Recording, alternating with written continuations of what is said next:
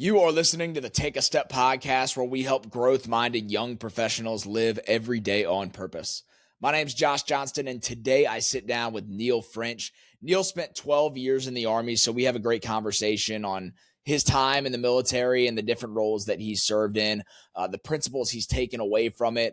We talk about his passion for health and fitness and the business that he's also growing in the health and fitness industry, and just everything that comes with discipline, mindset, and habits. So it's a packed episode. I know you guys will enjoy it. So with that said, let's take a step.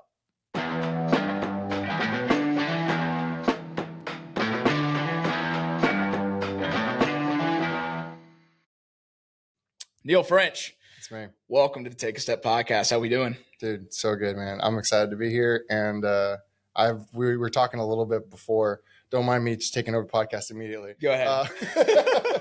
About dude, I didn't know how you already have a bunch of people that you're helping and that you got in this, and you got a whole studio. This is awesome, man. Dude, I appreciate it. This is so cool. It's been a stepping stone. I always talk about it, and we'll just jump straight into the details of that. That's what I'm here to do, man. I'm here to derail everything. When I first started, it was a $10 mic on Amazon. It was putting a to a T script in Apple Notes and reading into GarageBand, where I just literally read down the list for 5 minutes, and then I had a little hosting service and would hit publish. Yeah. So to see it come from that in 2023, I believe it was, to now having the studio, it's man, it's a gift from God for sure. It's such a cool. Do you still have that part up?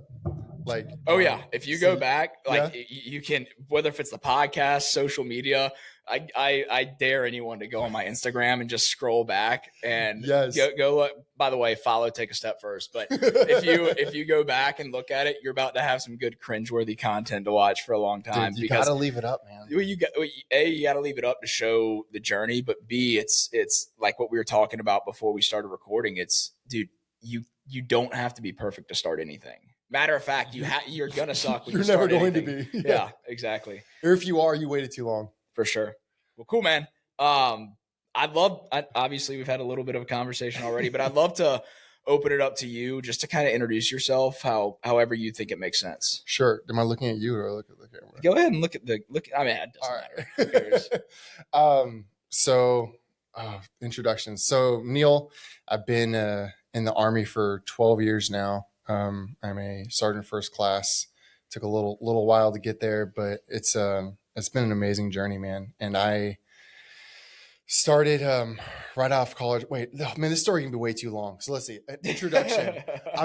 I'm Neil. I got two beautiful little babies at home and a beautiful wife who helped me make those things. And I love spreading love and positivity to anyone that I come in contact with, man. Free hugs. I'm all about it. Let's go. And what some people don't realize is sometimes spreading love means telling the truth, and sometimes it's a harsh truth. So it's not this whole soft, ushy gushy love feeling. No, love means telling the truth. And so I'm all, that's what I'm about, man, is trying to make the people around me better through the lessons that I've learned, and become better myself through surrounding myself with good people. Love it, man. I don't know how that goes for an introduction, but that's kind of what just came to mind. No, dude, we're about to go all in the first 5 minutes. Let's do it. That opens up the door for a conversation in my personal life that I want to ask you about, when it specifically on love, hey, it's not this, red hearts and smiles, sunshine, and rainbows all the time. Sometimes there's a depth to that a lot of people don't ever associate with love. And for me, all I think about is God's love for us, and it relates back to what was exemplified through what was done on the cross, and the magnitude that holds. For me growing up, that was how I associated my faith. It was God's love was very soft. And I think a lot of it was associated with, I didn't really have a lot of strong men in my life that were willing to be open and vulnerable about their faith story. So it turned into like I had my mom, for example, was the faith leader in my house, and she's incredible. But at the same time, it's like the only exemplification of God's love was from someone in my life that was a very nurture based relationship. So it felt very like soft, make sure you're okay kind of style of that relationship. Mm-hmm. So for me, it's like when I think about love on a deep level, it's there's a lot more seriousness and depth that comes out of what that means. I kind of hear that echoed through what you're saying. Sometimes there are serious things that need to be said or serious things that needs to be done, i.e. Jesus' death on the cross, Yeah. which is the most perfect form of representation of what it means to love well. Yeah. How, when you say that, like I love that you open up with love in that way. Yeah. What does that mean for you? It's about like, man. So real quick, you mentioned something. You said that your mom was the example of godly love, and it was more than like the nurturing side. And Yeah. Men and women are made different on purpose. Amen. Right? Like in order to raise a godly, I want to say in order to, because that makes it sound like you can't otherwise. Like, obviously your mom did an amazing job with how you turned out. Thank you. Right? Like, that's so like, and I don't even know we haven't talked, prior about, like, I don't know the relationship you have with your father. But it's fantastic, by the way. I love you, Dad. Good. Okay. Yeah. I'm glad to hear that. So he was my coach in everything I did growing up. So okay. So you had a good pair then. Yeah, no, that's dude, that's okay. I'm getting so off track because I do this, man. My brain just does that. And so, because I have like such little nuggets that I'm like, man, I loved when I learned it, and I was like, I just got to share it real quick. So yeah, there's and this is getting kind of a little political, I guess, but like, let's talk about like privilege, right? It's like fine. Yeah. Like different privileges, white privilege or male privilege, right? Like all those different privileges. Dude, the greatest privilege you can ever have in life is having a mother and a father who love you. If you grow up with a mother and father who love you and are actively showing that love, you are the most privileged part of society. You're less likely to get in drugs, less likely to be arrested, less likely to have issues in school and mental illness. Like, it's crazy. That is the most privileged category you can be in. That's so accurate. Yes. Like the thing is though, like with how true that statement is, why don't we talk about that more? Because it's not divisive. I mean, I get like that's true. You know what I mean? Like, is that something that people are gonna see that and fight over? Probably not, right? Like, and because it's not talking down on someone that doesn't have that. It's like, man, you grew up at a disadvantage, and if you are a successful person and however you determine success, yeah, right, then that's because you overcame that. Yeah. Right. It has nothing to do with your race or your gender. It's like you were able to overcome that disadvantage in life, and like, good on you for that, man. But that's something that I feel really strongly about. And I had when I was doing personal training with a kid. Well, he was teenager, like upper teens. So he was like 17, 18, and I remember like I got decently close with him as I was kind of like a mentor for him. And I remember like having a conversation with him, and the Lord just brought that to me. And so I shared that with him. And like, now that's something that I think people need to recognize as being a truth. For sure. Right? Dude, I love that. Man, good conversation to get the day started. Yeah. Especially when I didn't answer your question at all. Okay. What does love mean to, I think it is kind of exactly how I opened it. I think it's telling the truth to somebody, for their betterment, right? Even if that truth is hard to hear or something they don't want to hear at the time. Like, how are you being loving if you're letting them believe a lie? Yeah. Because that's going to hurt them in the long run, whether we're talking about long run in life or eternity. Yeah. Right. And so it's telling the truth in a loving way, and knowing enough about the human psyche and the your spirit and their spirit to be able to articulate that in a way that's going to speak to them specifically. Yeah.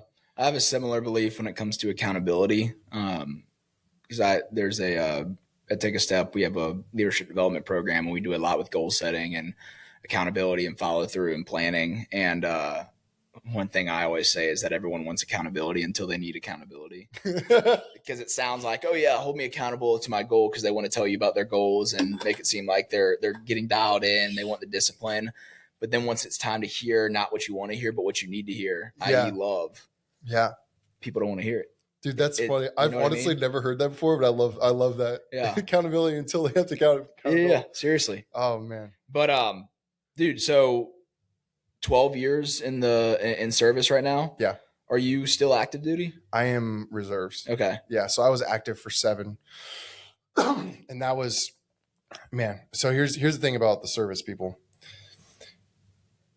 There is a certain component of luck, right? Depending on what station you go to. But the largest part of it is what you put into it.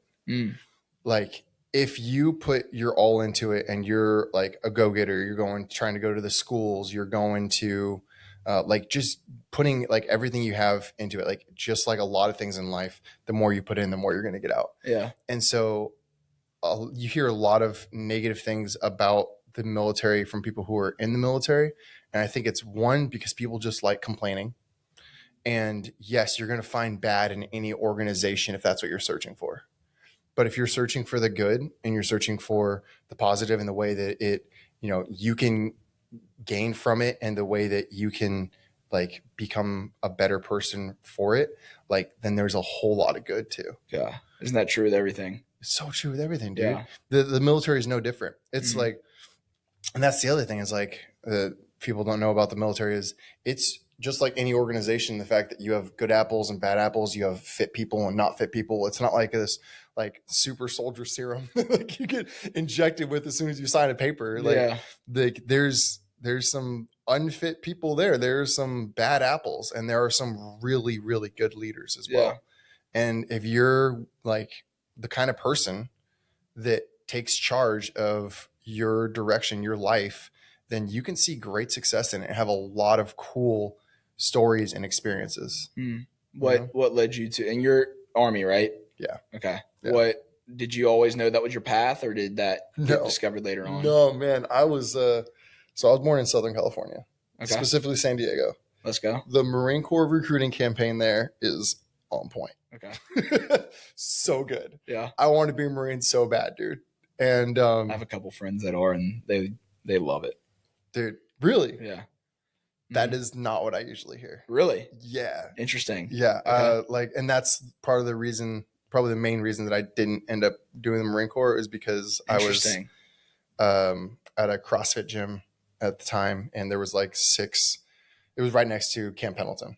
Okay. So maybe like 10 miles or less. So very, very popular spot for Marines to go to. And so there was like some good friends that I had there. And like, I remember 6 of them all told me, or all but one rather, told me, do not go in the Marine Corps. Really? Yeah. Why? Two things. One, they said it's going to steal the joy from you. And I don't want, I'm not talking bad about the Marine Corps. I think it's great for some people. And like, it's just, was my experience. This was what they told me. Okay. Right? So I'm just relating a story. I'm not saying what the truth is. Yeah. Okay. Yeah. Because I don't know. I've never been in. Mm-hmm. But that's what they told me. Like they will steal the joy from you, and you won't get to like the things that you want to do, like the reasons that you're probably joining, like you're not going to get to do it. And I was like, okay, right? Like I'm 21 at this time, I think. Why did they think you were joining? To like, because if they're saying like it's probably not going to give you the things that you want, do you have an idea of what they were thinking that was it? That was? Because it's and this part is true. The living conditions typically are harder than any other branch. Okay. Yeah. Like there's less funding. And that's kind of like the whole pride of the Marine Corps too, is like scrappy. Yeah. Like we get the worst of it, and we're the best anyways. Yeah. Like it's like overcome adversity type thing.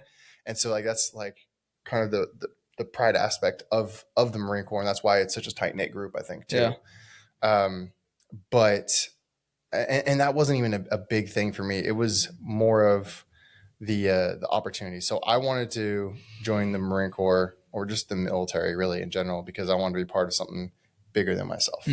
That was part of it, and then the other part was my stepdad, both my grandfathers were in the military, and I just saw like what that did for them, and like how I probably put them on like a pedestal of like elevation and like what they were able to accomplish.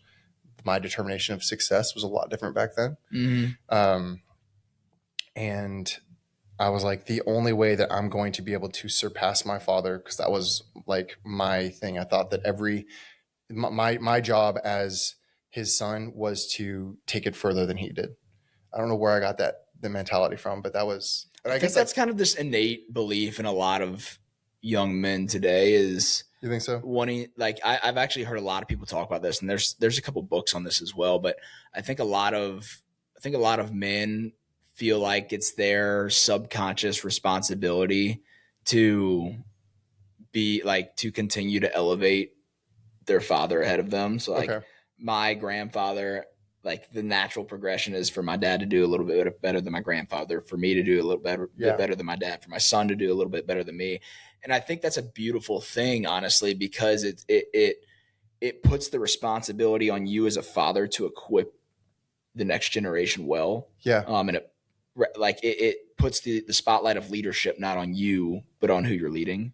So I think there's a lot of benefits from that way of thinking. I think it can be beautiful as well. I think that it depends on how you define success. And I know that's a huge thing about what you're about and what you teach. This is like, or not teach like how someone should define success, but that they need the like importance of defining it for yourself before you pursue anything. Yes. Yeah. And so my definition of success was vastly different when I was, 18, 20 years old than it is now. Yeah. And so my version of success was I need to be a higher rank or do more important things for the country than my dad did. Interesting. Yeah. Yeah. So I hear where you're going with that, where it wasn't necessarily out of a healthy way of thinking. It was strictly based off of achievements. Yes. Based off of your dad's achievements and now the achievements you want. Yep. I was and honestly, I still kind of am, just less so, but very achievement oriented. And so it's natural for sure. I think it's part of the sin that we're born into is guys have egos.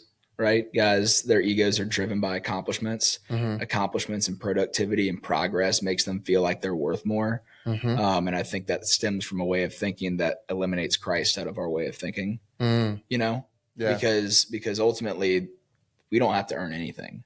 Yeah. The work's already been done. It's all given to us. Yeah. All we, in my opinion, all our focus is on is how are we stewarding the life we've been given, the talents, the treasures, the time, like the relationships, everything we've been given. It's I believe it's our duty to steward that well. But it's not ours. Dude, why is that such a hard pill to swallow as men of like, it's all been given to you. You don't have to work for it. Because it gives up the control. We want to control everything.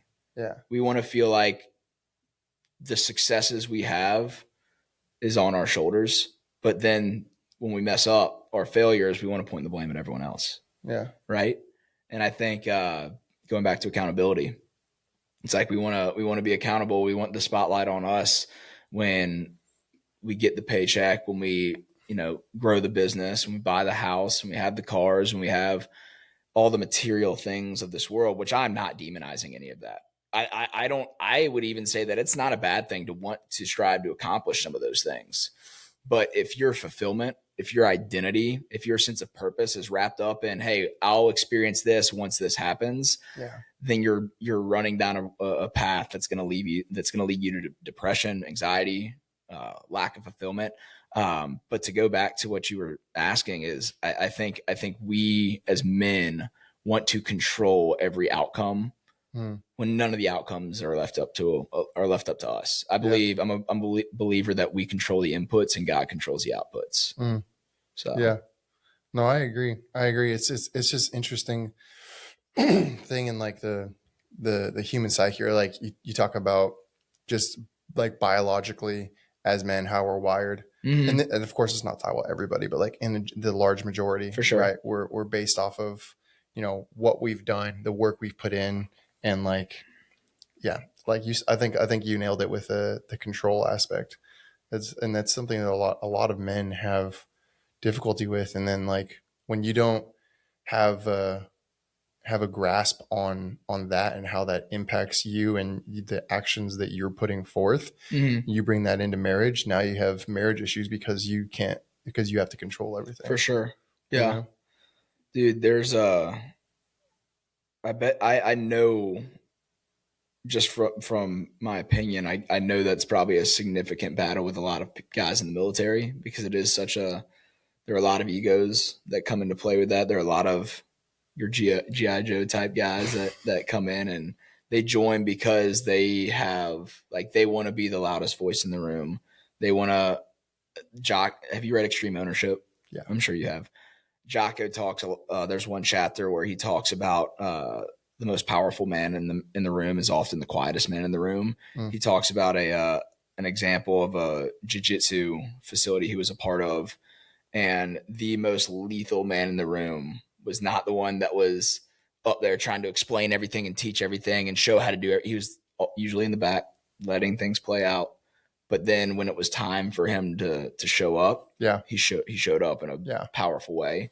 And I think that can relate into business, that can relate into families. Usually guys who are giving father advice the most and want to tell you how to be the best father are usually struggling with a lot of things at home themselves.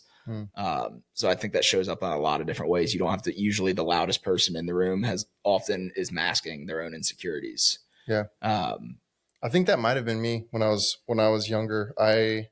It's funny I say that, the fact that I have a podcast and I feel like I need to talk about it every week when I put out a podcast trying to give advice, but not even advice, but just conversations. But it's funny when I say that. I mean, I don't know. I think it's different because you're like, what's the intention behind it? It's to showcase stories. I think people learn through stories. I think people resonate through stories and have the most takeaways rather than me sitting down and talking to a camera about what I think it makes the most sense. Yeah. I like hearing people's perspectives through their stories. And I think that promotes authenticity. And at the end of the day, if somebody hears something in someone's story and decides to actually take the action that they've been putting off for so long, then this will be, we're almost 100 episodes in. Every single episode would be worth it. The hours that spent on the editing, recording, and everything would be worth it if one person makes the decision to say, hey, you know what? They did it. I can see myself in that story. It's time for me to actually do something about it. Whatever that is, personally, professionally, spiritually. That's why we exist. Yeah, for sure. And that's exactly my point with the intention behind it. So it's not that because you're trying to give advice because you know everything. It's you're trying to connect. Amen. Right. Yeah. Facilitate the conversations. Yeah. For sure. And I think intention isn't everything, but intention does like set the course for how it's going to go. Yeah. Right. And I think that's an important aspect. So. Yeah. So what were your responsibilities when the military experience? When you got in, what were you doing? Where are you at now? Give me a brief story. We'll try to be brief here because obviously 12 years, there's a lot that goes in there. Yeah. So first I was set in, I did my training, Fort Leonard Wood. Then I went to Arizona for my follow-on training. And then my first duty station was in Florida, Fort Eglin.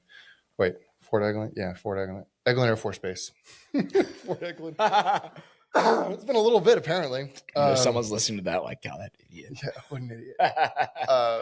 No, so specifically 7 Special Forces Group. Okay. I was not a cool guy. I did work with a lot of cool guys, though. And it was such an awesome experience. So again, there is an aspect of luck. Being able to be stationed there, I consider that for sure luck / wherever God wanted me. Mm-hmm. Because originally I was going to be at Bragg, which could have been great too, but also is known to be much more difficult, right? Like harder living conditions, less freedoms, that kind of thing. Mm-hmm.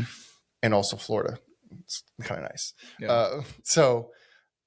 But even there, and this is where I'm like, it's so much how you interpret it. Even there were a ton of people complaining. And I'm like, dude, this is one of the best duty stations you can get. Like, what is wrong with you? Yeah. Right? Like, and I just didn't understand. People always find a reason. Dude, if you're looking for it, yeah, for sure. That's a powerful conversation right there. Like what you're looking for, you're going to find. Absolutely. That's true with good. That's true with bad. That's true with Tony Robbins, not to get sidetracked, but Tony Robbins does a really cool experiment where he'll put someone in a room and be like, I'll give you 10 seconds. Look, find everything that's red. Yellow or red. Yeah. Find out everything that's red. And then it'll be like, okay, what'd you see that's yellow? He's like, I don't know. The person's like, I don't know. It's like, well, now find all the yellow. It's like, how much more yellow did you see that time? Yeah. And there's like, oh, I saw this, I saw that. Well, it's because you were looking for it. Yeah. If you just get a brand new car, if you just get a brand new Silverado, you're going to see them everywhere. All over. If you're looking for opportunity in the world, you're going to find opportunity for you. If you're looking for reasons to complain, if you're looking for reasons to support your victim mindset on why things aren't the way you want, you're going to find it's confirmation bias. You're going to find every reason to support that argument. Dude, so true. Yeah.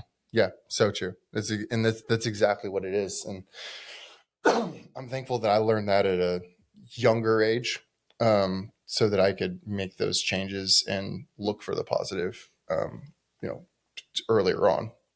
And so, yeah, I was at Eglin, was deployed with those guys, went to Afghanistan for 5 months. And that was an interesting experience. Do you remember what year that was? Yeah, it was in 2017. Okay. Yeah. And dude, it was like, so I'm learning, this is actually very recent that I learned this. Post-traumatic stress disorder, right? PTSD. It's like kind of a buzzword. And what that means, it doesn't necessarily mean that, because there's different types. So it doesn't necessarily mean that you saw someone blow up, like 10 feet in front of you. Yeah. Right? Like that's kind of what people associate with PTSD. Like it's one crazy experience. Warfare, right? There's different kinds. And I learned very recently that I have something called complex PTSD. And what that stemmed from, and I didn't know this until, like I said, very recently, and this was in 2017 that I was deployed. And what that stemmed from was I was working anywhere between 12 and 18 hours a day. And my entire day was filled with combat-oriented, mission-driven work, and all the while being aware that we could be attacked at any moment. There was gunfire going outside base. There was rockets being shot in, right? And none of it came close to me. Mm-hmm. None of it came close to me. But the fact that my brain was in kind of like a fight or flight mode at all times for 5 months straight. Interesting. It jacked me up. And so the result of that is I feel emotions, and this is something like I'm currently working through. Yeah. But I feel emotions less deeply. Like, even like my highs aren't as high as they were. My lows aren't as low as they were, which can be good for the low part, but it is unfortunate on the highs because, like my daughter will do something, or like I'll just be like sitting there, watching them exist. And like, it brings me some joy, but like it'll bring my wife to straight tears. Yeah. Like, and I am like, no, like that's like, I enjoy that. That's cool. But like, I don't feel it at a heightened level. It's more of like an empathy struggle. Yeah. And it's because oh man, I should know this. Is it amygdala? I can't remember that. The fight or flight. Yeah. Is that amygdala? Yeah, I think so. All right, cool. Let's go with that. Yeah, we'll say that. If I'm wrong, you can let me know. Yeah. I should know that as a health coach. But anyways, my amygdala or whatever that part was kind of jacked up, and it's just never healed because I've never understood why. And so like, I remember coming back from that and I was different, but it wasn't a crazy noticeable difference. Like I said, it was just less highs and less lows. And it's just an interesting thing to learn that, like what that can do, what the time, in the combat zone can do, even if you weren't in like direct warfare. Mm-hmm. Yeah. Because that is very true, because usually when you think of it, you think of like a series of events that triggers a certain response in certain situations. Yeah. Rather than, but I when you explain it, I can definitely see where the only way I know how to work is with this constant, not fear, but like awareness that I have to live with, because anything could happen anytime. Yeah. And like that built up, that way of thinking, that way of operating over time. I can definitely see where that comes into play. How to, like, what does the process of working through that work like? Do you have a therapist? Is it more like, yeah. So I see someone every now and then, and it's, what is working through that? Like it's understanding first, and then it's being able to recognize what the core emotion is for the current emotion you're feeling. Yeah. Which is it's interesting concept. Mm-hmm. You understand that? Yeah, no, I did not understand. No, I've had people. I'm friends with a psychologist who's talked about this before. Okay. Where it's being able to identify what the lead measure was, what the cause was to the current emotion you're feeling. Yeah. So that way, when you can identify it before you feel the emotion and combat it, then am I on the right track with that? Yeah. And for me, the one that was like an emotion wheel, it sounds kind of corny, but like it was actually really helpful. Yeah. Because I was like, I don't feel fear. Like I just like, and I don't know if that's because like a coping mechanism, because my brain, like whatever, but like I was like, I'd never feel scared or fearful. And it's not like a pride thing, like, oh, I'm so tough because I'm not scared. It's like I genuinely did not feel that. And so that wasn't actually true. It's just that fear emotion would show up in different ways. Interesting. Yeah. And so when I feel fearful, it shows up as short-tempered, like real quick irritation or frustration. And like, I'm trying to think of an example off the top of my head, but it was like, we'd go through the day and it was like, oh, when did you feel fear? I was like, I never felt fear. Right. But then like, once I unpacked it a little bit more, I did feel fear. It just didn't show up as that. And so I'd have to trace that back. So yeah, that's like one example of like working through it. If you will. No, that makes a lot of sense. Yeah. So was that the only deployment you were on in 2017, or were you on multiple? No, it was that one to Afghanistan, and then I went to Korea, but that's not considered a deployment because it's not an active combat zone. There's obviously the armistice. Yeah. I have a friend that's over there right now. Okay.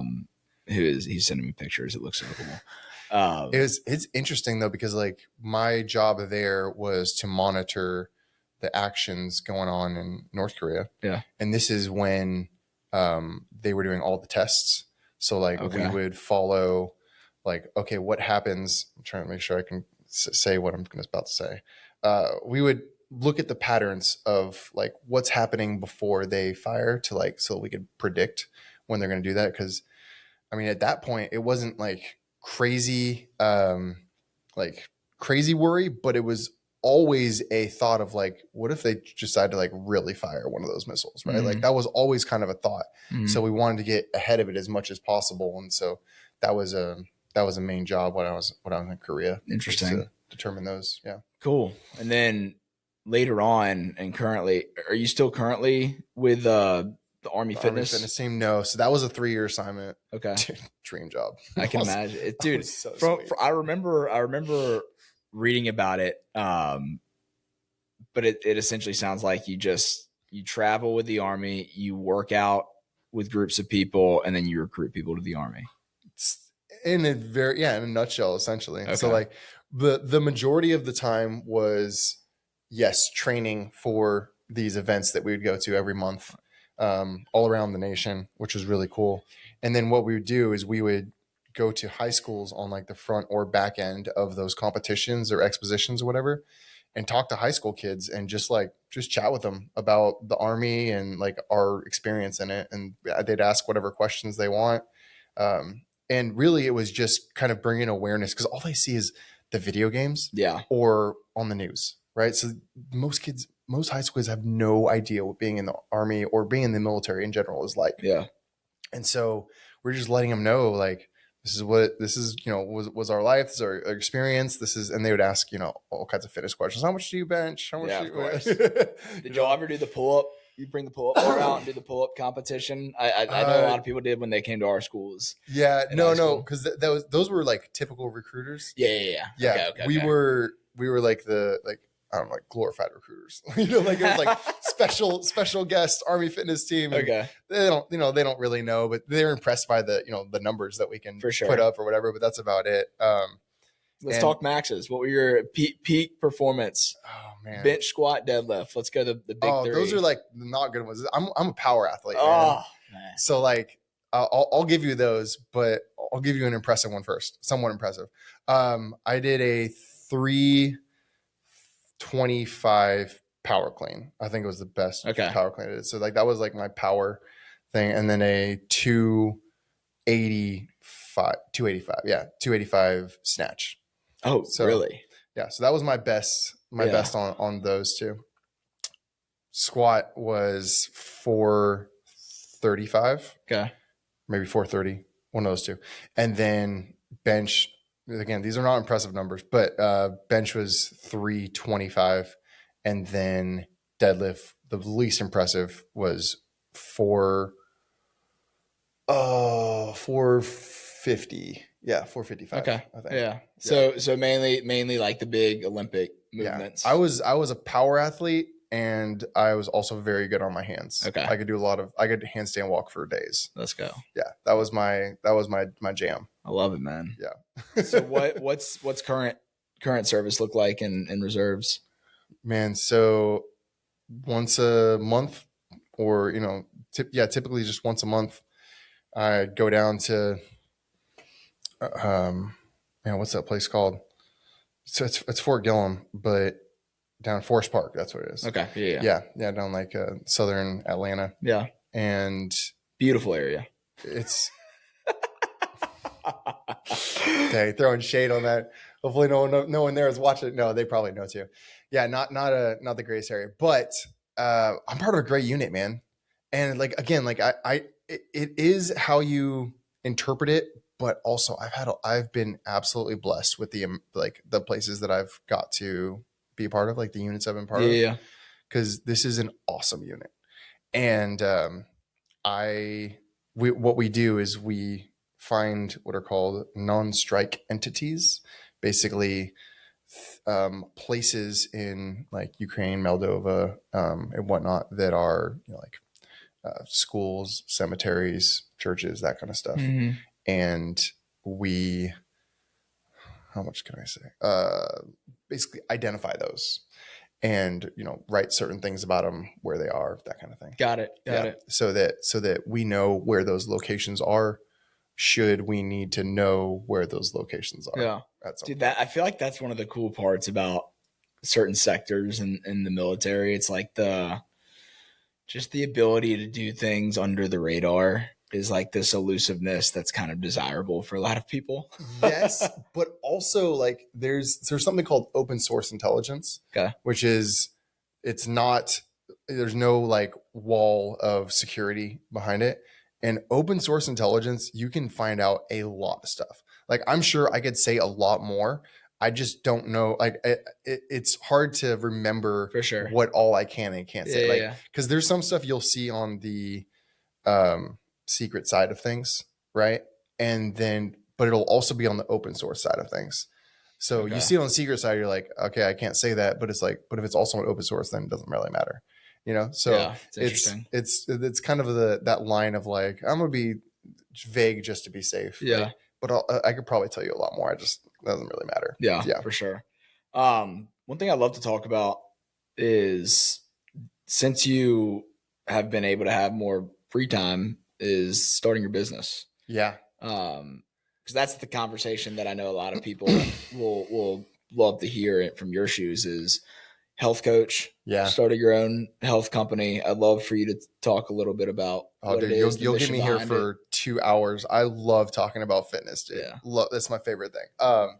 So yeah, I started in a little over 2 years ago now. 2 years ago, as of this past January. And the mission behind it was I was a personal trainer. I was a CrossFit coach, and like fitness is definitely a component of health, right? Or like physical activity is a component of fitness and health. And so I was very good at that part and like teaching that part. And like, that's kind of where my base came from. But what I realized was that that is such a small part of the overall health picture. It's a quarter of what I would determine as the health picture. So fitness and even part of fitness is just like movement is the bigger piece of the pie, right? So not just physical activity, but like how much are you moving a day? Like there's the whole thing of like 10,000 steps. That's a completely arbitrary number, but it does at least give you a metric of how much movement is going on. If someone's sitting at a desk for work, like they're probably not getting 10,000 steps. Very unlikely, right? And so it's just about how active you are, because typically the more active you are, the easier it is to like keep off the weight, right? Just because you are the type of person who is doing more movement and, you know, picking things up and just burning calories that way. So movement is the overarching. But then from there you have nutrition, which is the other huge part. And there's like, you know, obviously nutritionists, dietitians. I'm a nutritionist, not a dietitian. Difference is I can't prescribe food as medicine, but I can give you general, solid, you know, science-based advice on food. Right. And then so nutrition one, and then recovery is a huge part to this. Like how you like sleep is the massive part of recovery, but it's more than just that, right? It's when you are not working out or you're not doing any kind of physical activity, like what are you doing to let your system rest? Yeah. Even if it's like sleep, again, the biggest, but even outside of that, like sometimes the best thing you can do for recovery is just sitting down and reading a book. Like not massage, not ice bath, not sauna. Like those are cool and they have their place. And if they work for you, great. But sometimes the best thing you could do is just letting your system completely veg, do nothing. Maybe even not reading a book, but like watching Netflix. Like literally that could be the best thing that you could do for yourself. And so a lot of people love to hear that. Yeah. It doesn't have to be like this. People are going to run with that. They're going to clip that and say, hey, Neil French told me to watch Netflix to recover and solve all my problems for health. Yeah. This is definitely like a if you are an active person, just need that downtime thing. Yeah. But so it doesn't have to be like the new sexy thing. Yeah. You know, it's just letting your body go back to homeostasis. So movement, recovery, nutrition, mindset is the fourth one. Good. Yeah. And that's kind of what we've been talking about. And that is that even if you have all three of those dialed in, if you're going through your day looking for the negative, if you're going and feeling that, you know, that you're a victim or that you're not going to succeed in what you're doing, like that can completely change your physiology. It's insane how powerful your mind is. And the opposite is true too. Even if you're not doing a lot of movement, you're not eating the best, and you are getting a lack of recovery because maybe you have a new baby or something at home, right? Like if you have a positive mindset, knowing that, you know, this is a short season, God's going to provide for me when I can't do it myself. You know, just like I'm still going to show love and positive. Like you have that kind of mindset, a growth mindset, it can kind of counteract the others. It's insane. Like, yeah. Well, I was going to ask you if you think there's one thing that people need to implement the most out of those four, focus on the most, would mindset be the one, or would it be? It's different for different people. Okay. Right. Like it's kind of tough to label that for everyone. And that's kind of like what I developed is a specific solution for the exact person. Got it. It's not just like a blanket plan. Like, sure, I can, you know, like you could find that on ChatGPT. Hey, chat, how do I be healthy, right? How do I become the healthiest version of myself this year? And it'll give you all the answers, but that's not human. That's not how we operate. Why are we still the most overweight society of all time, but we have every sort of meal plan, strength program, everything. We have access to the most knowledge we've ever had. It's not about We're knowledge. The most unhealthy. Exactly. It's not about knowledge. It's about that connection, the empathy, and making those small changes that then elicit large results. Yeah. And so that's my job, my plan when I work with somebody is I'm like, how can we Take a step. Introduce. Plug. How can we take what is the smallest thing that we can change, smallest step we can take that is going to elicit the greatest results? Mm-hmm. Because if you can reduce the friction in change as much as possible, it becomes easier. And it's not about taking the easy road. It's about taking the sustainable road. Yeah, for sure. Right. Because it's not about like 75 hard, like cool. Like if that's your thing, like do 75 hard. That's awesome. But most people aren't going to do 75 hard. Yeah. Right. Or they're going to do it for 5 days and be like, this sucks. Right. Like, or they're going to finish day 75 and like chalk that up to that one time I did 75 hard and then go back to and then just go right back down. Right. Yeah. So like, why not find something that's a little less, like extreme, but is more sustainable for your life. And then you build on that. Yeah. Like honestly, so I've had huge range of clients, but my typical client is 40s or 50s male who's, worked at his career, probably seen some decent success with it, has a family, and didn't realize that like their health was put on the back burner. And they're like, I need to make a change. Right. So I had one guy, his first 3 habits, because I usually start like 3 because it's like a good thing, was drink 1 less soda a day. Mm-hmm. That's pretty great. 1 less. Okay. 1 less. He was drinking about 2 liters a day. Good Lord. Yeah. I cannot imagine. Yeah. I've never been a soda guy. Like I've never completed 1 soda in my life. Like it's never been desirable for me. Yeah. I could not imagine the way I would feel if I drank a 2 liter of Coke every single day. Miserable. Yeah. He's miserable, dude. Yeah. And actually, no, that was the second thing. The first thing we did, I didn't even eliminate the Coke. I didn't eliminate any of the soda. Yeah. All I said was I wanted you to drink a certain amount of water. Okay. And so the idea behind that is you're thinking of in a mindset, and this goes back to the mindset piece, right? In abundance rather than restriction. And so it's going to naturally crowd out the soda. Yeah. Right. You're going to feel full. So I wanted him to drink, I think we started with just like 30 ounces of water a day, like super minimal. Right. And it like will naturally start crowding out the amount of soda that he was drinking. So 30 ounces of water. I wanted him to have 2 palms of protein a day. So 1 for lunch, 1 for dinner. And we talked about what that is. It's like a little bit longer conversation because he didn't even know like what good protein looked like. Yeah. It's like, oh, you mean like almonds or cheese? I'm like, no, little. Like that does have protein in it, but that's not what we're calling a protein. Yeah. Right. But so depending on where someone's at, right, the conversation is totally different. But 2 palms protein. And then the final thing was getting a little extra sleep. So setting a bedtime alarm, and just like you'd set a morning alarm, and using that for your body's kickoff to, okay, I'm going into my bedtime routine to get to bed at a certain time. And I think for him, it was like 12 o'clock. Yeah. Like I'm talking like this guy needed some help, dude. And so those were the first 3 habits. Yeah. Go to bed before 12, eat 2 palms of protein, which is maybe like for him, I'd say 40 or 50 grams. Right. And drink 30 ounces of water. How long ago did y'all set those goals? Oh, that was over a year ago now. Do you still work with him? No.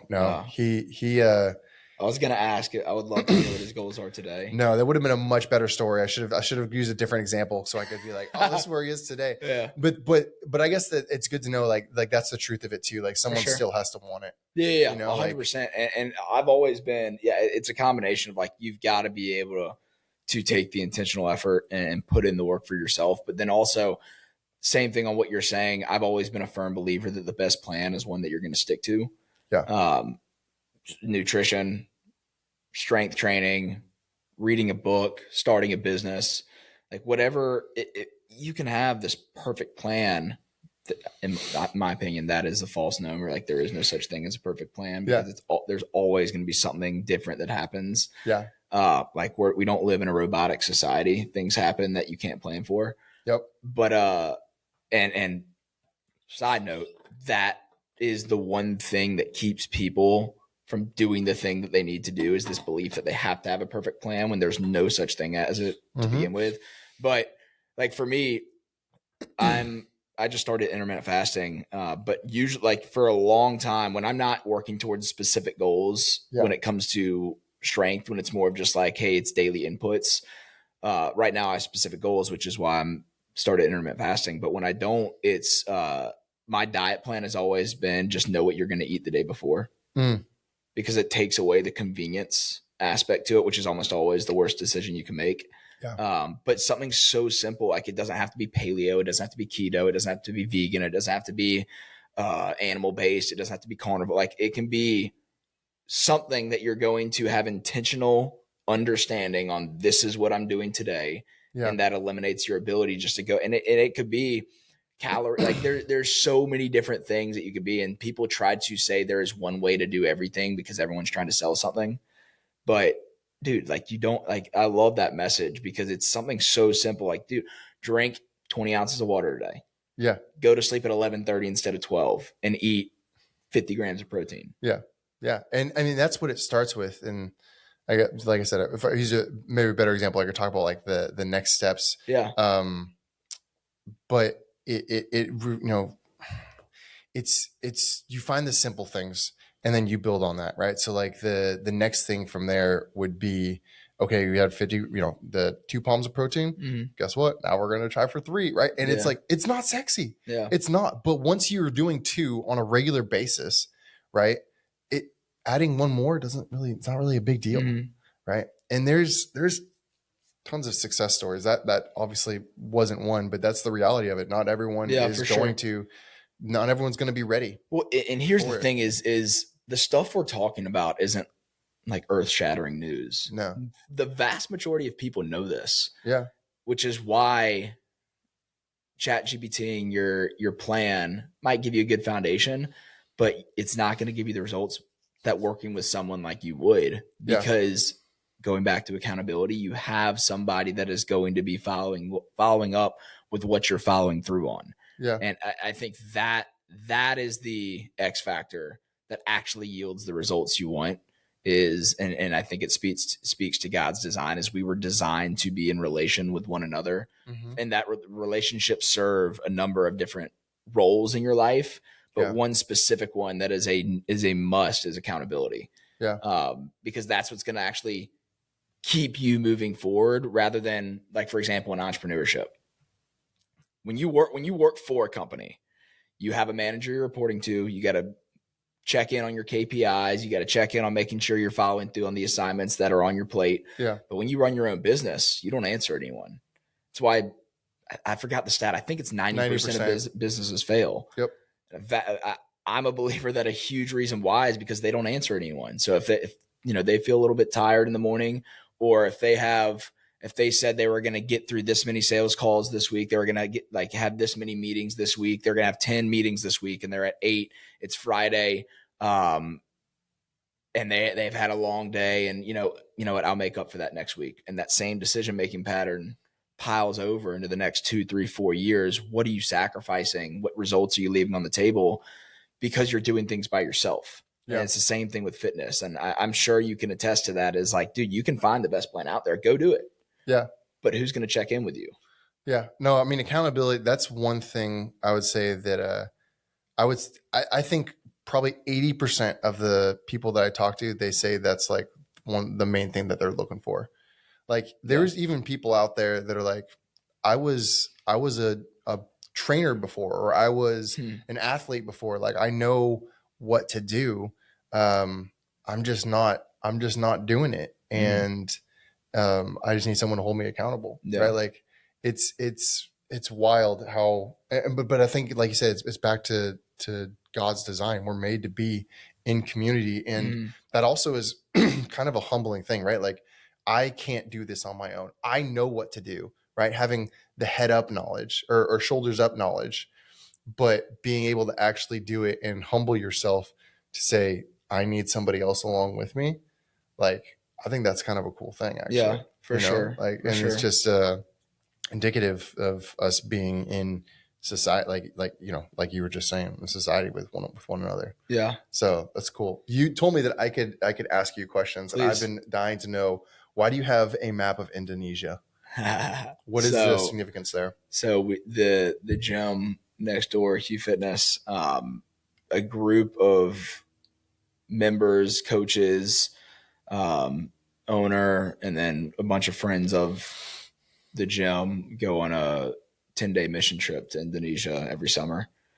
They started doing it 3 years ago, and we might be going this year. But there's a good friend of the owner of the gym who has he works for a company or an organization called Global Year. They send students off that are taking gap years instead of, hey, if you don't know what you want to do yet, take a season of your life, take a year of your life and go experience culture somewhere new, learn a new culture and share the gospel while you're doing it. So they equip students. They have hubs. Indonesia is one of them. And for the friend of the owner of the gym, he played basketball overseas after college, and he was in Indonesia at one point, and he saw the need for the gospel. Yeah. Just ingrained in a culture that's like 99% Muslim. Yeah. And a lot of just people that he felt like had never heard the gospel and just was a very untouched part of the world. And God just planted a seed in his heart to love Muslims, and Indonesia is one of the meccas for it in the world. So yeah, it's just a really cool thing. So yeah, we have that up there because we have ties. I knew there was gonna be a good story behind it. Yeah. I was like, I'll wait till we're on camera. Yeah. It's very cool to see the work that's done over there. But it's cool because it's got to be very discreet, kind of like you were talking about with what you can talk about, names you can share, things like that. Yeah. Because if word gets out over there, it's a very underground operation. So it's very cool. But hopefully they don't see this podcast. They don't know names. But dude, going back to what you were saying, so the health side of the business. Yeah. I want to hear like the business side of the business. Yeah. When you started it, did you know, like, was it something that was placed on your heart for a while? Did you right when you felt it, you're like, yeah, this is what I'm doing? How'd you start it? It started, and what's the name of it, first of all? Yeah, Proven Health. Proven Health. Prove space and space health. Okay. Yeah, a little play on words there. Okay. So it started from me being, like I said, doing the CrossFit coach, then personal trainer, and seeing that like I could be with somebody for 1% of their life, and it can make a huge difference if they're coming consistently to the gym. But the most successful clients are the ones who listen to the additional info that I was giving them outside, right? Like I would text my clients outside of just personal training and be like, how's, the nutrition plan that we had going, like, how are your kids? How are, like just that normal, like human connection. But when most like how personal training is usually is you're only talking to that person when they're there. Right. And so you only have so much control over their life and like what they're doing. And outside of that, like if they don't make other changes to their sleep, mental state and nutrition, like you could go to the gym for years and not see any difference. And I was like, there's something missing here. Like, why is there not one place? Because you can go to a nutritionist or a dietitian. You can go to a sleep expert. You can go to someone for your mental health, right? Like, I was like, but why is there not someone who offers all those things? I was like, I'm going to create it. Let's go. So that's how it was born. And it was.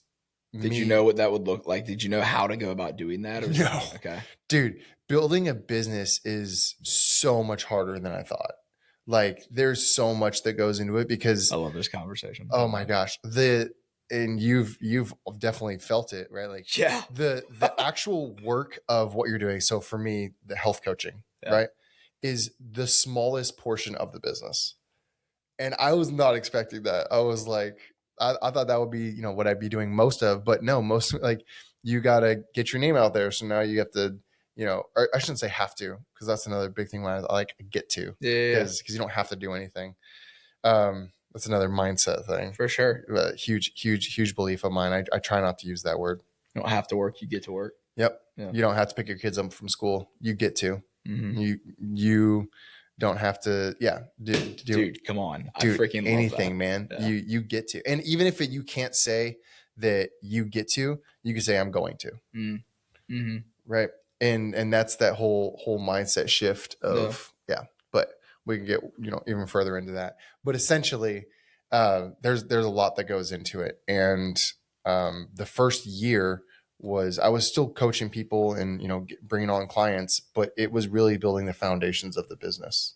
So knowing exactly the type of packages that I was going to offer, what was the right price point, so that I can, make enough money to do it, but also provide, the value exceeds the cost, right? Because value, or the perceived value has to be much higher than what they're paying you. Yes. Right? I never want to like deliver somebody exactly what they pay. Yeah. I always want to over deliver. My mindset behind that is 10x the value. Yeah. Like you want, like if someone's paying for the tribe, for example, the tribe is our leadership development program at Take a Step. It's $100 a month. I want somebody to feel confident that if they were paying $1,000 a month, this would be an absolute hell yes. Yeah. Like seriously. Like I underpaid for this. I got the better deal. Yeah.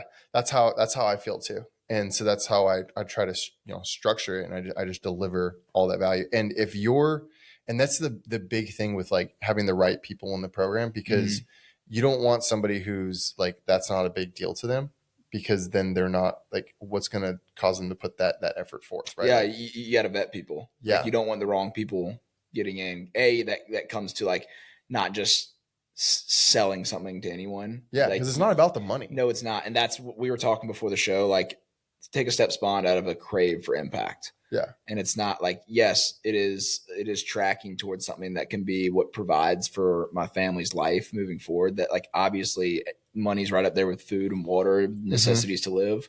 But dude, impact or income comes because of the impact you provide people. Dave Ramsey says, if you provide a lot of value for someone, they return that with green pieces of paper with presidents' faces on them. That like totally normalizes it. I love it. That's funny. So what's the hardest part of running a business right now for you? Oh, dude. And we talked about this when we first met, was the balance. The balance is hard, man, because the business is just I know it's very fulfilling. So I don't want to say it's just the vehicle, but it is the vehicle that's going to allow me to be the kind of husband and father that I want to be. Amen. And so, especially with the work you're doing, like you can start a business selling a widget, providing a service that there's a need for, but there's no real, like, it doesn't connect with who you are. Does that make sense? Yeah.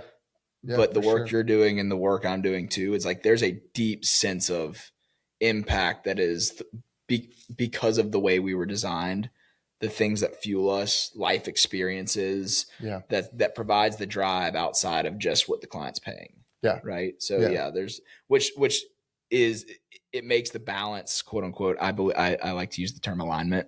I'm not a believer in balance, but it makes that so much harder, because not only is it the revenue you're generating, but it's also something you're passionate about.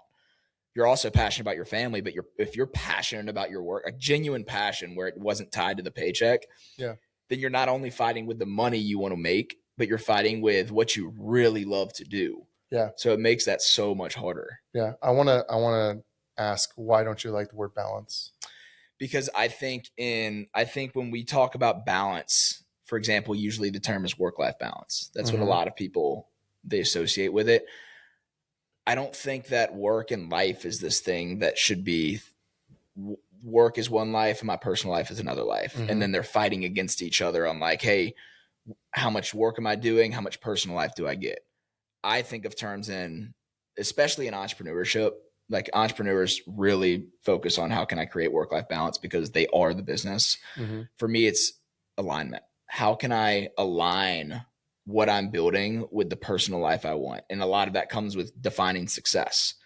Like if I need to get crystal clear on what does my dream life look like in 10 years, very specifically. 10 years, 20 years, 30 years. What does the future, ideal desired future look like? And then how can I create, obviously there's seasons, like every season, you're not going to have this perfect alignment of the work I'm doing and how that's translating into the personal life I want. But it's all done with the predetermined understanding on, hey, this is where I want to get to. I want to get to a life where my family's involved in the work I do. We travel when I go to speaking engagements. With the people we meet, the people I bring on the podcast turn into great relationships that we do life with. When I'm doing like in the way we're building the tribe, we have workouts at the gym on Fridays. We do hikes on Saturdays. We have Bible studies on Thursdays. All of that is incorporated into the things I do in my personal life. Yeah. And building something, a life around not living to work, but working to live, and not in a bad way. I'm like, oh, I love my work, but but because it's so purposeful. So I think in terms of how can I align the work I'm doing to fit the lifestyle that I've identified as a successful life for me. All right. I can dig that. Yeah. I can dig that. I'll probably still keep using the word balance, but I didn't sell it enough. Dang it. It's not cause I don't see it as a fight between either. I see it as we probably see it the same way. We just use different words for sure. Cause it's like maybe I'm putting more hours or more effort into one right now so that I can have more time and more effort into the other. Yeah. later. And dude, I always hate when people like over index on small words and things like that. I'm like, dude, if it means something for someone, if that works for them, it works for them. So I'm not like demonizing the word balance. I'm just saying for my view, I think about like, what is a balance? A balance. I demonize the word, the phrase have to. Yeah. For sure. Yeah. I do too. But that's one thing where it's like, there is a specific something you're implying with saying have to. Yeah. With balance, it's like I feel like there's a nuanced belief around what that could mean for you. Yeah. When I think about it, I think about like you're trying to weigh out the differences between one of two things. Yeah. But for some people, it could be like, it's what I need to think about to keep me in check in these different areas of my life. Yeah. So I'm just saying for me personally, for sure. But no, that's cool. I dig it. Alignment. Alignment's a good word. I think it's a new buzzword for sure. Like companies want to be in alignment with their employees. We want to make sure we're in alignment with our core values. Yeah. Like I feel like it's a more recent thing. And when I was telling you, we're about to start doing a lot of leadership development for companies. That's one of the things we talk about. We want to work with companies that value their people, not just their employees. And in order to do that, their people need to see how their personal goals, their personal success, how they define it, is aligned with the company's success, not how the company's growth is then going to give everybody what they want. You see the distinction there? Yeah, no, because then your company, this gets back, you know Donald Miller? No, I don't. Oh, you need to know Donald Miller. He's great with like branding, marketing, things like that. Okay. And he wrote a book called Building a Story Brand. Wait, I know that book. Yeah. Oh, I do know. Yeah. But you're the hero. Yeah. So that's where I'm getting, because that way of thinking and saying, hey, we need to get the company here because it's going to provide this. What does that do? The company's the hero, not the people. Yeah. If you want a strong team, everyone needs to be the hero of their own story. Yeah. You know, the company's the guide. Yeah, exactly. Yeah, for sure. I mean, that's 100% what my role is. And like, they need to reach their fitness goal, their personal goals. Dude, they are absolutely the hero. And like before, like I wouldn't use those words until I, learned about the story brand.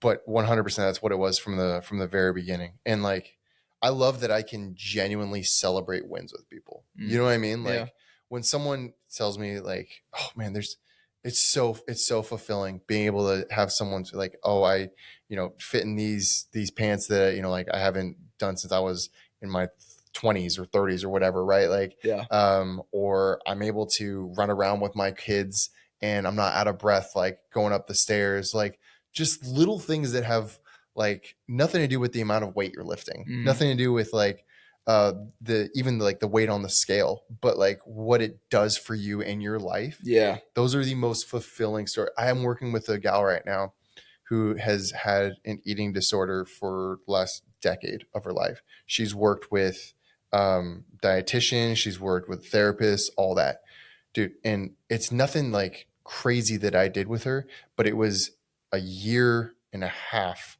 that it's been now, almost 2 years actually, that I've been working with her. And she is finally at a point, this is a couple months ago now, where she's like, I am happy with my body. Dude, knowing that I was able to help someone develop that, like, that feels so good, man. Yeah, like, dude. it's life-changing. Yeah, it is. It's life-changing stuff. And she's like, people are like, my mom like commented on like not even how good I look, but like just like that seem different, right? Like that because I'm happy and like it makes her happy. Like it's It's just a spider web effect, right? yes. Yeah, dude, it's so cool. She went from she couldn't look at the scale because if it said a certain number, like she would get massively depressed. To now she is looking at like she didn't lose weight over the last 3 or 4 months and like she's okay because she knows that her numbers are going up in the gym. She's still feeling great. Like it's just Yeah, man. so different, man. And like those are the kind of stories where I'm like, I love what I do. Yeah. I call them little affirmations from God, because I feel like there's these little parts in an entrepreneur's journey when they're doing something that's very aligned with their purpose, where God has these little moments he'll sprinkle in where it's like you're doing what you're supposed to do. Like you're doing why you were put on this earth. Yeah. Yeah, dude, it's awesome when those times come. But one final question that I love asking every guest is, because on mission with Take a Step, there are a lot of guys and gals out there that feel stuck sometimes, kind of like that girl was experiencing when she couldn't look at the scale. But and that could be business, that could be in their family, that could be in their faith story. But for someone out there that feels stuck, that feels like they're just kind of like waking up and going through the motions every day, what would you offer as first steps, first thing to think about to help them generate a little bit of action, generate a little bit of momentum towards pursuing a little bit more purpose on a daily basis? Okay. It's a great question. I kind of have two answers. Yeah. Okay. The first one is the mental piece of it. And that is no matter what you're going through, and this you'll recognize this for sure. From Jocko. His thing good. Right. No matter what you're going through. If you haven't watched that, like stop, just pause right now, go to YouTube and just type in Jocko Willink good. Yeah. All right. So good. Welcome back. So it's the mentality of like, no matter how bad the situation or like whatever the circumstances, like there's some kind of good you can find in it. And so he does it in like a really cool way that he says it, but I even take it a step further. And that is that even if it's something that you can't say good about, like maybe it's something devastating, like God forbid, like you lost a parent or a loved one or a child, right? Something that it's like, how can you possibly like tell me to say good in that situation? You can use that as I know I'm going to get through this. And when I do, I'm going to be able to connect better with somebody else. Come on. Who might be dealing with that same thing. And I'm going to be the person that's just one step ahead of them of like, I understand what you're going through. I went through the same thing. You're going to get through this. And you just build that connection. And so now even you've taken that negative, terrible experience and you're using that as not suffering, but rather sacrifice. You went through that sacrifice so that you could help somebody else through it. And so that's what I would say as far as like, depending on what you're going through, a lot of things you can say good because of, and find a silver lining in, but there's some things you can't. And so then that's when you rely on, when I get through this, I'm going to help somebody else. Yeah. Dude, I'll let you go into the second one after this. Yeah. Genesis 50:20, Joseph's brothers sold Joseph into slavery a long time ago. And they, years later, there was famine in the land and everyone was traveling to Egypt to get their rations that the government was dispersing so people could live. All the brothers, years after they sold him into slavery, travel to Egypt. They're waiting in line. And then when they come up, they realize Joseph is the one that has worked his way up under Pharaoh, that is now second in command under Pharaoh. Well, they don't even know it's him at first. No, they don't. They come up and they're receiving them, and then they recognize their brother. And he looks at them and he says, "What you planned for evil, God used for good to bring about the present result." Amen. That's exactly so, right. Like whatever evil you are facing, whether someone planned it against you or whether if it was given to you, there is purpose behind that. Yeah. Nothing is an accident. Yeah. There's nothing in this world that's an accident. All of it can be used as fuel. It can be used as an excuse. It can be there. You can use it however you want, but nothing's an accident. And if you choose to see the opportunity in things, that mindset, that like get to not have to mindset, yeah, man, there's so much opportunity out there. And I know it's hard for me to say that coming from somebody who's sitting in an air conditioned office right now with breakfast, with not having to worry about what food's going to come next. There are some people that are going through significant hardship. So I'm not trying to be insensitive when I say that, but I know the principle. I've seen it applied through every struggle in my life, and I know you have as well. Yeah. But man, there's opportunity in every situation, good or bad. Dude, some of the most joyful people that I've ever met are some of the most poor people I've ever met. It has nothing to do with how much money you have. Yeah.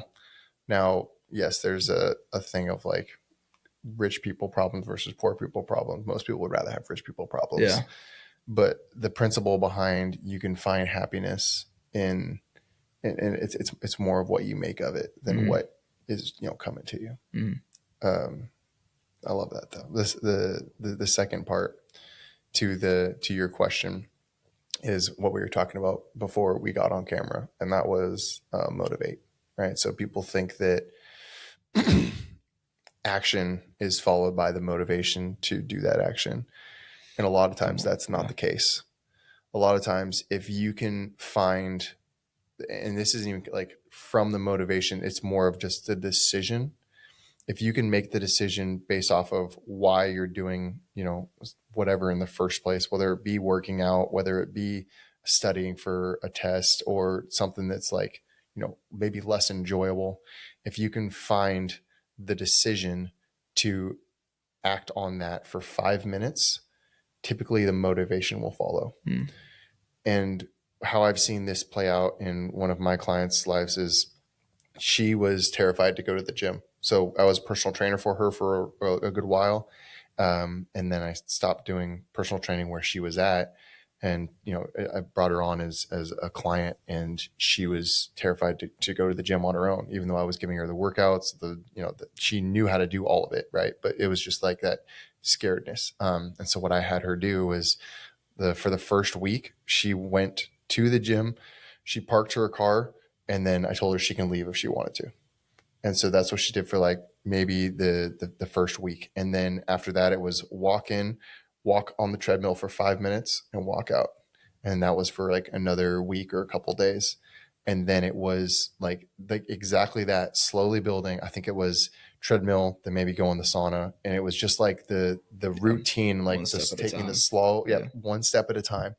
And then she eventually, within, I think it was 3 months that we did that, she was able to do a full workout in the gym, and it wasn't scary anymore because it was just taking that little step. And people might think that's silly, but if that's where you're at, like that's where you're at for sure. And you just gotta take that small little step. Yeah. So that's the second part to answer your question. I love it. My definition for confidence, I think you'll love. It's confidence is just displayed ability.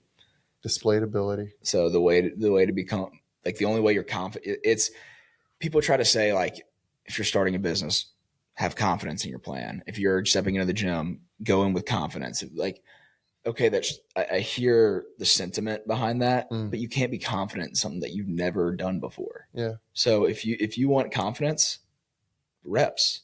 Yeah. Like, do the thing, do something very small, and then do it over and over and over again until that confidence is built. Because if you can display to yourself that you can do something on repeat again and again and again, the confidence builds like subconsciously. There's no need to try to manufacture it. That's so good. I want to say one last thing, and it's about belief. Yeah. So it is so important, and I didn't realize this when I was younger. So it is so important about what you say to yourself, and specifically what you say out loud. That's why like affirmations are a thing. Like I was like, that's so like what is saying something that's not true? Yeah. Like, but dude, it's so important. Some of the thoughts that we have are not our thoughts, right? Some of those come from the enemy. But even if you don't believe in God or the enemy or any of that stuff, understand that some of your thoughts are not your thoughts. Understand that some of your thoughts are not your thoughts. So when you have a thought, you can either choose to believe it or choose not to believe it. From there, you take it a step further of saying it out loud.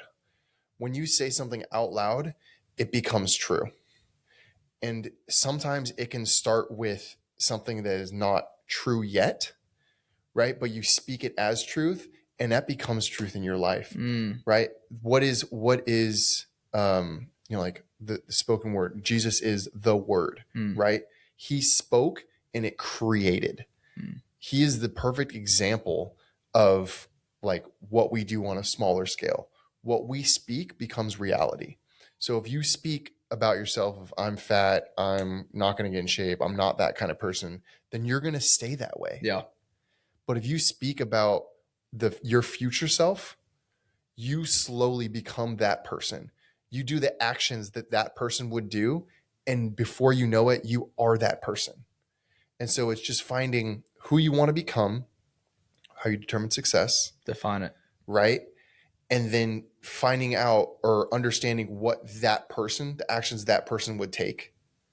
And then doing those actions, you become that person. Yeah. Yeah. People think once they are in these shoes, then they'll start doing what it takes. Yeah. Have you heard the whole be, do, have conversation? Mm-hmm. I don't think so. People usually get it backwards. They want to be, do, have. They want to have the result so that they can then do the thing that will allow them to become the person. Oh, okay. When the shift, and there's a biblical connotation to it, when God said, be fruitful, do multiply, have dominion, become the person who can do the thing, who can then have the result. Yeah. That's the natural progression. And it starts up here. For sure. Yeah. Becoming that person up here first. Yeah. Yeah. I love it, man. Well, guys, it's been a great episode. Yeah, man. If people want to follow along with what you're doing and check out Proven Health, or just follow along your journey, if someone wants to reach out to you, where can they find you? Neil French Fitness. I'm on that on Instagram, on YouTube. I think Facebook, I might just be Neil French, but yeah, perfect. Instagram, YouTube, that's how you'd find me. Cool, man. Appreciate you coming on today. Dude, it's a pleasure, man. Yeah, man. Guys, thanks for listening to another episode of the Take a Step podcast. We were a little sweaty today. We hit a nice little nice lift beforehand. So if we're disgusting, don't mind us. We were just they can't smell us. Yeah, we were just busy putting in work this morning. Thanks for listening to another episode of the Take a Step podcast. If you enjoyed it, please leave a rating on whichever platform you're listening. And always remember, no matter where you are in your growth journey, every mile begins with a step.